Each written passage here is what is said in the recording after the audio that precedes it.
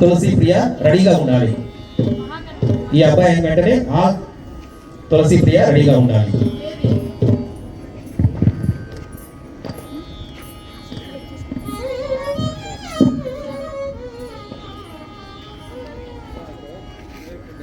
అందరికీ నమస్కారం. నా పేరు కిషన్. నేను పాడబోయే కీర్తనలు మహాగణపతి, ముదాకరాత్త మోదకం, పలుకే బంగారమైన, బ్రహ్మ కడిగిన మరియు ఎట్టి ముద్దులాడి.